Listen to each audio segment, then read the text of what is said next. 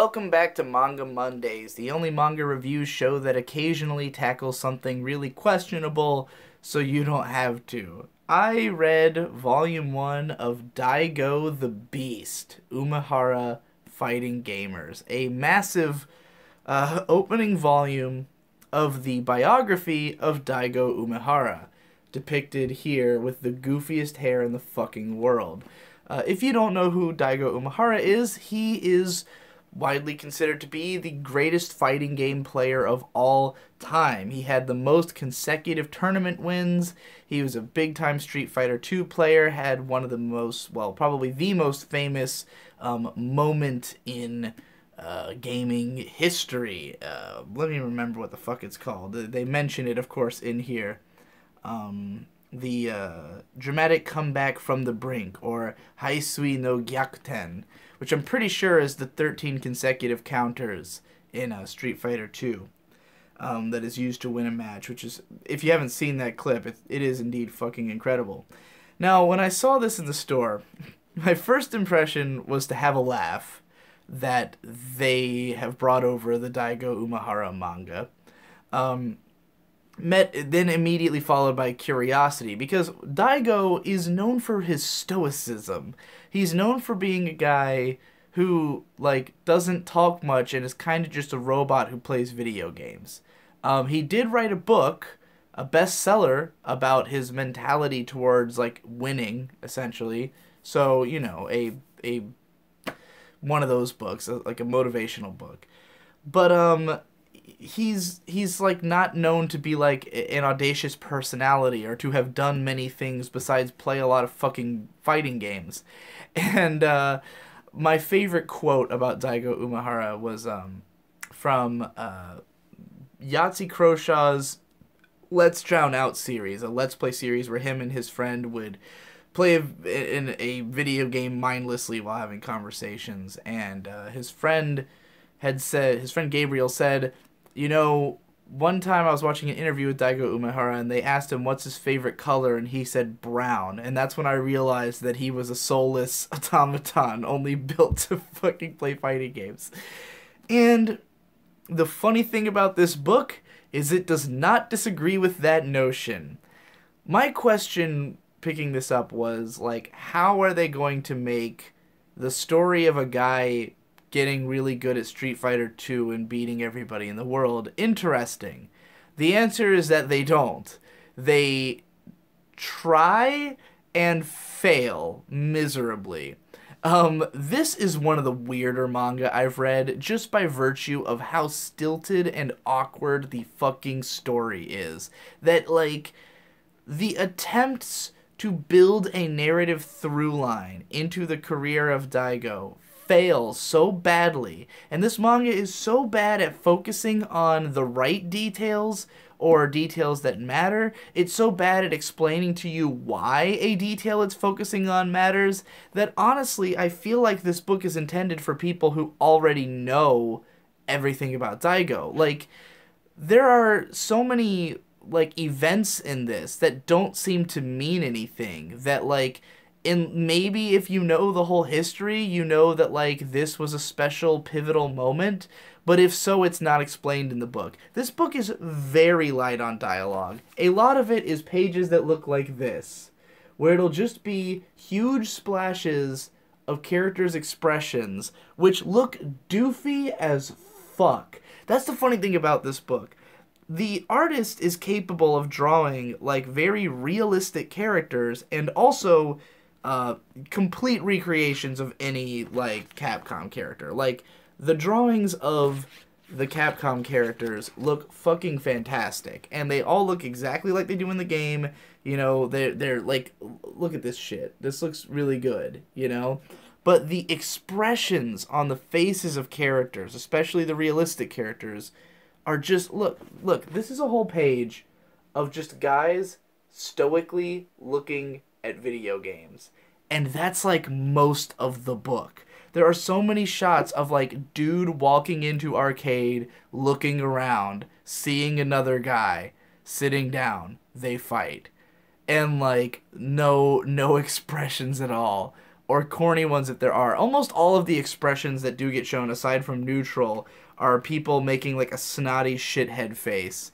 And it takes so long to get anywhere. This book, there's so little dialogue in it, and so little happens in it, that I powered through this in like half an hour. Like, I just wanted to know where the fuck it was going. Because it opens up with, like, narration, like, explaining what esports are, explaining fighting games, explaining the career of Daigo, and then it jumps into the story of this guy, Shinya Onuki.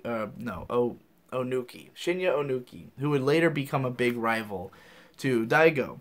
And the bulk of this book is from his perspective, following his character. Daigo doesn't even speak until more than halfway through this thing. Like, he shows up plenty, never speaks. And every time he does speak, it's like for one line to say some like huge bomb. Like pretty much all of it's like stuff that has been confirmed that he has said, you know? Like, both of them are consultants on this, by the way. Daigo was the editorial supervisor, and Onuki also supervised it, which is funny because his character comes off as a total cunt. So the character we follow, Onuki, is basically a pseudo-normie high schooler who's 15 at the start of the manga. And he loves going to arcades and playing fighting games, but he also hangs out with his friends, does karaoke, does like normal shit. And his arc, which takes a very long time to get moving, is about sort of moving, like taking fighting games more and more seriously. Because at first, he's just destroys everybody. He goes to a tournament, wins the nationals in I think it was, I don't remember what game he won the nationals in, because it wasn't Vampire Slayer, or Vampire Hunter Slayer? What is it called in Japan? Because it's not referred to by what it's fucking... it's not called Night Stalkers or whatever in here. It's called Vampire whatever. Anyways. He wins a tournament, and, like, this is all presented very matter-of-factly. Like, we see him playing video games, we see him beating other people, we see him win a tournament, and he's kind of, like, upset that nobody there was that strong.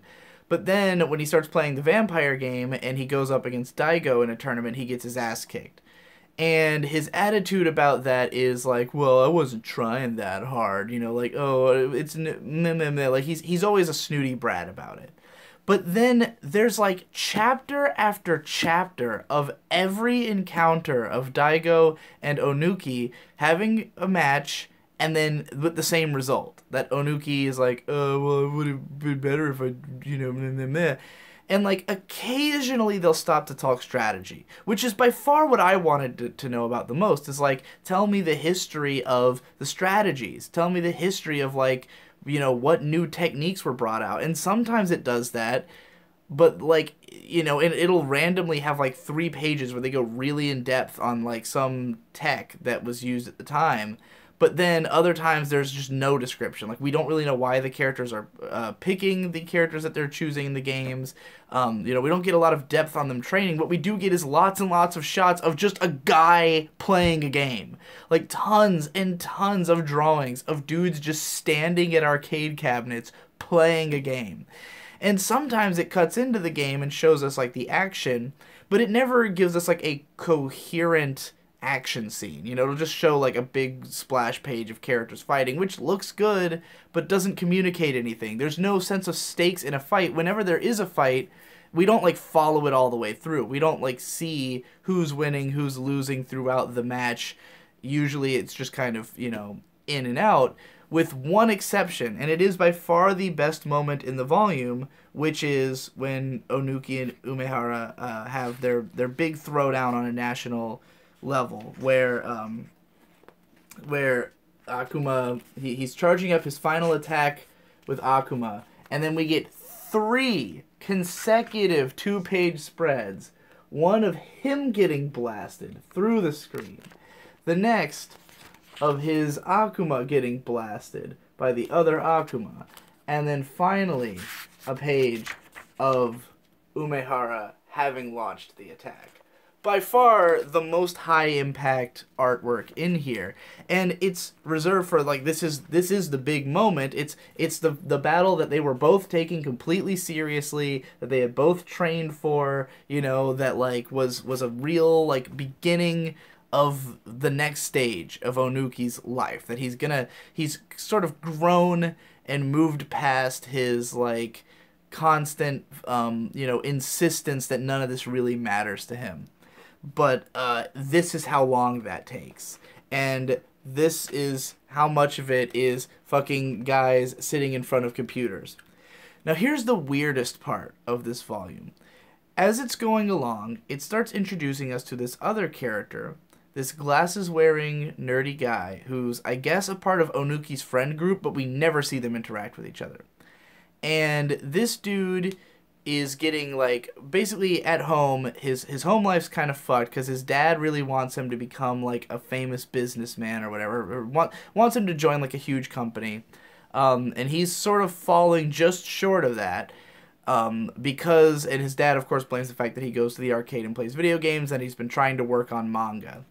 And we get a lot of this guy. There's a lot of scenes of his dad beating up on him, of him having emotional turmoil, like being unsure about what to do in the situation, but it's never explained who he is. It is never explained why we keep cutting to this other guy. Again, this is a case where if you know the history of Daigo Umehara and, you know, and all of Street Fighter lore, then you probably know who this guy is, like why he's relevant to the story, but it's never fucking explained, and it comes up all the time. The whole volume is laced with this dude and like his personal drama, which, in all honesty, is more interesting than the actual drama in the story, which is just one conceited asshole losing over and over again to a guy who it doesn't speak, you know? And there's lots of scenes where it'll, like, show a bunch of people together who you can kind of infer are maybe other powerful Street Fighter players that, like, if I knew who they were, I would care, but they don't explain who they are. There's so many just weird pages of characters like looking at each other and me not really understanding what it's supposed to mean. You know, like sometimes they're giving each other faces. I'm trying to look for a good example of this, and I literally don't know what is being expressed because the facial expressions are so fucking doofy and weird. Here's a great example. Okay. No, wait, I want something a few pages back. Like, this dude with glasses and a beard shows up. And he says, "Weak man," and Daigo says, yeah, well, and, like, I don't know what this exchange means. There's no context for this. This glasses guy, they never establish who he is. He seems, I think he might be friends with Umehara because he's around him and they trade words, but I have no fucking idea. Maybe he's another famous Street Fighter player who I would recognize if I knew who he was. Why is that not explained? Why is there like 10 pages explaining literally the nature of esports and then none of the details I actually need to comprehend the fucking story? And it's like, the thing is about this, that it's fascinating. Like, it's such a failure to communicate that it drew me in on that basis more so than the actual story. Like, I did not care about Onuki or Umehara because I couldn't really track their progress as gamers, and so much of the story was just repetitively going back and forth between Onuki training more and then losing and then going, I don't really care, but then I do care, and he trains more, and they fight and they fight and they fight and they fight, and it's like, why didn't you just focus on the few big fights? Why wasn't this whole part of like all the same thing happening super condensed into just the highlights, just the moments where they change tech, or he has to master a new character, or he wins a tournament for once? You know, like, why give us so many details that are unnecessary. And why introduce this other character without ever explaining who he is? And then here's the weirdest part still, is that after this big final match that I showed you with the big super fucking 3 consecutive 2-page spreads, where Daigo beats Onuki on the biggest stage yet, and Onuki is surprised to find that he thinks he still cares about the game. It then just suddenly jumps back in time to give us the history of Umehara, how he got to the point that he was at here. So I guess they felt they had to open on the rivalry because they think that's like the most interesting part. But the rivalry is totally uninteresting because Umehara never even acknowledges Onuki's existence, and Onuki's a fucking brat, and they're not interesting characters. Now suddenly, like, Umehara, who we didn't know anything about, like, all of a sudden now we're like diving into his backstory, we're diving into the backstory of Street Fighter and its popularity, like how it picked up, who was playing, you know, like how Umehara got good at the game. Seems like the stuff that it should have opened on. Why muddle the timeline? Which, by the way, it doesn't do a good job of, like, keeping track of. Like, we start when Onuki's 15, and then we just kind of go through all these tournaments, but it doesn't keep reminding us what year it is. And then suddenly it jumps back to 1994, and here's Umehara in 94, and I'm like, wait, we know that Onuki's story started in 96, Umehara started in 94, where were we at the end? You know, how far did we just jump back? Why didn't we start from the earliest point in the story? It's so fucking weird, man. And it's published by Udon, who generally, like, all they publish is, like, Street Fighter crap and, like, the Kill La Kill manga. Like, that's all I know them for. I don't know how much of, like, the stilted weirdness of the dialogue is just because of the translation, or because they're trying to, like, be too literal to events. I just don't know. But, like, a bulk of it is just, like, you know, just, like, big page spreads. So, do not buy this. Even if you love Street Fighter and you love Daigo, I can't imagine you'll get anything out of this. Like, you might at best see events which you recognize and be able to go, oh, that's that tournament, but it will not give you a like, just go watch whatever footage is out there. Like, that will be better than reading this, which offers really, like, nothing except the scantest of insight into, like, what was going through each character's head, which is not much because they're just fucking playing a fighting game, you know. It's just the kind of thing where I can imagine how this could have been done well. Like, I can imagine, like, you know, Bakuman turned a couple of guys writing a manga into, like, 20 volumes of high-octane entertainment. And these guys couldn't do that with a game that involves fighting, you know? It's, yeah. It's weird, and I'm kind of glad I read it just for the sake of knowing about it and knowing how weird it is, but yeah, I would not recommend it to basically anybody except as a curiosity. See you next week.